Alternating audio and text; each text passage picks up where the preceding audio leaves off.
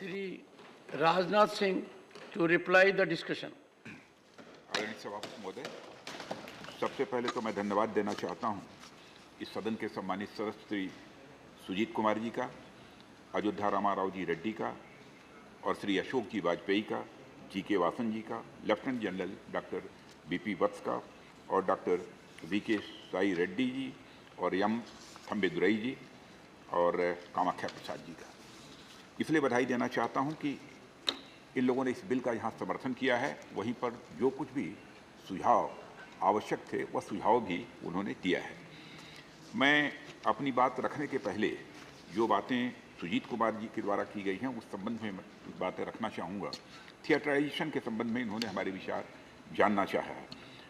मैं समझता हूँ कि थिएटराइजेशन एक अलग सब्जेक्ट है और इस संबंध में अभी कुछ कहना यह प्रीमेच्योर होगा, लेकिन इतना मैं जरूर आश्वस्त करना चाहता हूं कि यदि थिएटराइजेशन होता है तो यह हमारा जो एक्ट है तो एक सामान्य नोटिफिकेशन के द्वारा, एक सामान्य अधिसूचना के द्वारा यह जो है हमारा जो थिएटर कमांड होगा उस पर भी यह प्रभावी होगा, यह मैं जानकारी देना चाहता हूं।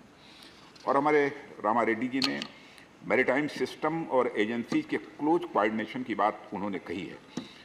मैं इतना आश्वस्त करना चाहता हूं सदन को, सभापति महोदय आपके माध्यम से, कि हमारा मैरीटाइम इंटरेस्ट पूरी तरह से प्रोटेक्टेड है। इस सदन को उसकी चिंता करने की कोई आवश्यकता नहीं है। और यह भी मैं आश्वस्त करना चाहता हूं कि हर प्रकार के वारफेयर के लिए हम पूरी तरह से तैयार हैं और यह तैयारी का सिलसिला लगातार आगे बढ़ता ही जा रहा है। यहाँ पर हमारे रेड्डी साहब ने कुछ और बातें कही हैं। वह कही है उन्होंने जनरली सपोर्टेड लो डिफेंस स्पेंडिंग के बारे में कहा है और वैकेंसीज इन आर्म्ड फोर्सेस के बारे में कहा है और नेशनल सिक्योरिटी स्ट्रेटजी के बारे में कहा है। मैं पहले भी कह चुका हूं सभापति महोदय और फिर से मैं अपनी बात को यहां पर दोहराना भी चाहता हूं कि भारत की सुरक्षा और आत्मसम्मान की रक्षा के लिए वित्तीय संसाधनों की हम किसी भी प्रकार की कोई कमी नहीं आने देंगे। और जहां पर बल्कि मैं कहना चाहता हूं जितने वित्तीय संसाधन उपलब्ध हैं उसके अंतर्गत हमारा जो टारगेट है उस टारगेट को अचीव करने के लिए इन्हीं संसाधनों के अंतर्गत ही हम लगातार काम कर रहे हैं। 3 to 4% ऑफ जीडीपी की जो बात कही जा रही है, मैं समझता हूं कि इसकी कोई आवश्यकता नहीं है। 3 to 4% ऑफ जीडीपी ही क्यों, आवश्यकता पड़ी तो 5%, 6% ऑफ जीडीपी भी इस देश की सिक्योरिटी के लिए और हमारी डिफेंस के लिए खर्च किया जा सकता है। वैकेंसीज को भरा जाना एक कंटिन्यूअस प्रोसेस है और लगातार इस समय भर्ती चल रही है। और नेशनल सिक्योरिटी स्ट्रेटजी का जहां तक सवाल है, मैं सदन को आश्वस्त करना चाहता हूं कि नेशनल सिक्योरिटी स्ट्रेटजी के संबंध में भी एप्रोप्रिएट लेवल पर इस समय हमारे यहाँ काम हो रहा है। अभी तक यह स्ट्रेटजी बन नहीं पाई थी, एक कंप्रहेंसिव स्ट्रेटजी जो होनी चाहिए नहीं बन पाई थी, लेकिन उस पर फिलहाल काम चल रहा है। थम्बेदुरई जी ने कुछ चीज़ें जानना चाहा है। एक तो सपोर्ट किया है इन्होंने इस बिल का, इसके लिए मैं धन्यवाद देना चाहता हूं। और ये उन्होंने एक तो फिशरमैन की बात उठाई है और island handed over to Sri Lanka should be brought back की बात कही है और Tamil Nadu system being start by Sri Lankan ने भी या कुछ ऐसा कही है।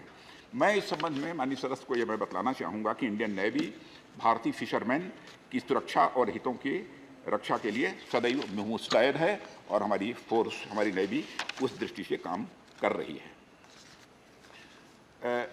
सभापति महोदय, जहाँ तक वारफेयर का प्रश्न है, वारफेयर का स्वरूप बदलता रहता है समय समय के अनुसार। अब क्योंकि वारफेयर अब कन्वेंशनल नहीं रह गया है, ये हम सभी जानते हैं, बल्कि वारफेयर टेक्नोलॉजी व नेटवर्क सेंट्रिक यह होता जा रहा है। अतः यह आवश्यकता है कि जो हमारे नए चैलेंजेस हम लोगों के सामने आ रहे हैं उनका सामना करने के लिए हमारी सेनाएं, चाहे वो आर्मी हो, नेवी हो, एयरफोर्स हो, उनके अंदर की बेहतर कोऑर्डिनेशन होना चाहिए, बेहतर तालमेल होना चाहिए। इसी बात को ध्यान में रखकर ही यह बिल सदन में लाया गया है। तीनों सेनाओं के पर्सनल्स आपस में एक साथ मिलकर काम करें और तीनों सेनाओं के मिलने से ही इंटर सर्विसेज ऑर्गेनाइजेशन बनता है।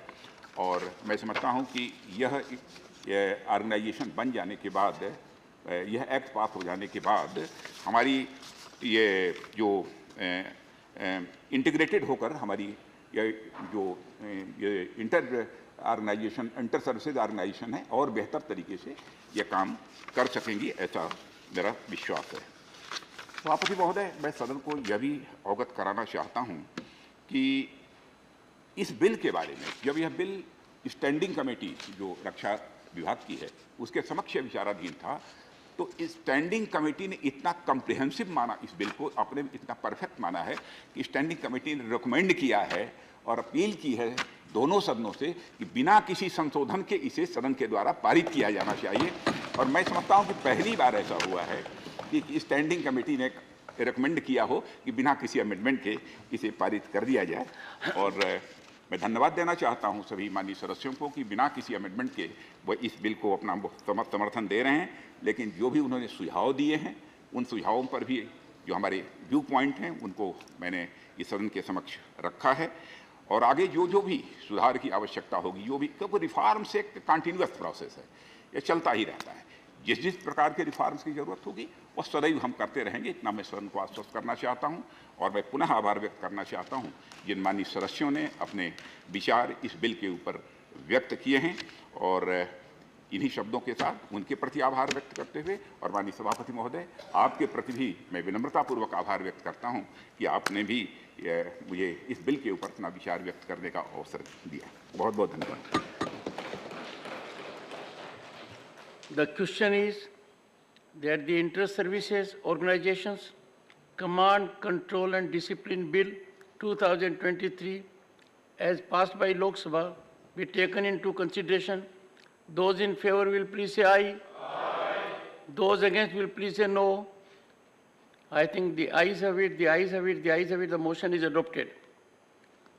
We shall now take up clause by clause consideration of the bill. Clauses 2 to 15 stand part of the bill. Those in favor will please say aye. Aye. Those against will please say no. I think the ayes have it, the ayes have it, the ayes have it. Clauses 2 to 15 are adopted.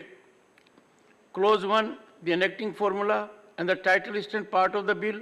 Those in favor will please say aye. Aye. Those against will please say no. I think the ayes have it, the ayes have it, the ayes have it.